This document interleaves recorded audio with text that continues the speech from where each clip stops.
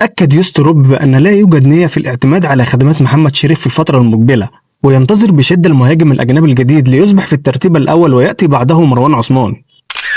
كشف مصدر مسؤول أن إدارة الأهلي عرضت على أحمد عبد القادر تمديد عقده بمقابل 20 مليون جنيه سنويا.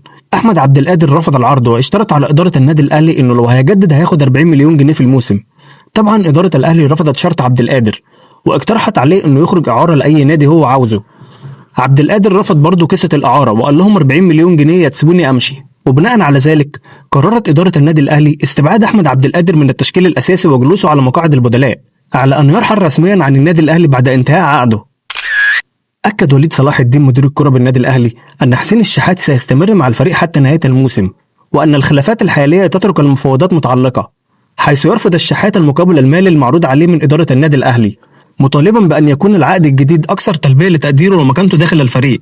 ويتابع الشارع المصري هذا الملف عن قرب في ظل احتمالية أن يكون الموسم الحالي الفرصة الأخيرة للشحات للبقاء مع الأهلي. كشف مصدر مسؤول أن النادي الأهلي تعاقد مع اللاعب هادي رياض قادما من نادي بتروجيت لمدة 4 سنوات ونص، وتصل الصفقة من الناحية المالية إلى ما يقرب من 30 مليون جنيه سوف يدفعها النادي الأهلي على 3 أقساط. أكدت تقارير صحفية أن النادي الأهلي تقدم بعرض رسمي لضم مهند علي لاعب نادي دبة الفجيرة الإماراتي، إلا أن المفاوضات لم تصل إلى اتفاق نهائي بين الطرفين.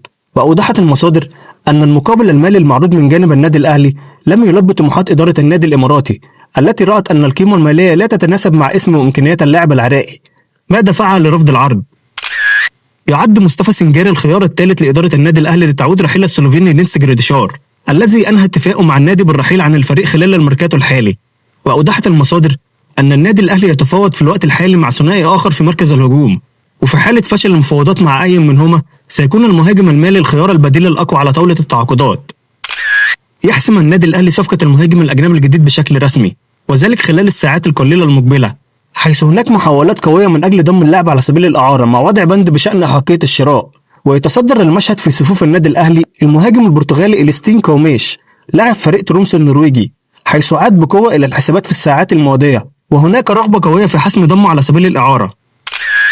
نفى سيد عبد الحفيظ أي تحرك بشأن ملف عودة رمضان صبحي، وقال عبد الحفيظ هذا الملف لم يطرح من قريب أو من بعيد، ولم يتم التعامل مع بيراميدز بشأنه، ولا توجد أي دراسة داخل النادي الأهلي حول عودة رمضان صبحي للفريق، ورمضان صبحي ليس من المراكز التي نسعى لدعمها حاليا.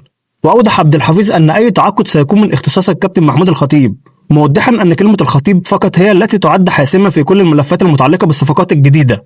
وأكد عبد الحفيظ أن كل ما يقال حول عودة رمضان صبحي للنادي لا أساس له من الصحة، ولا يوجد أي نية من داخل إدارة النادي الأهلي بعودة رمضان صبحي مرة أخرى.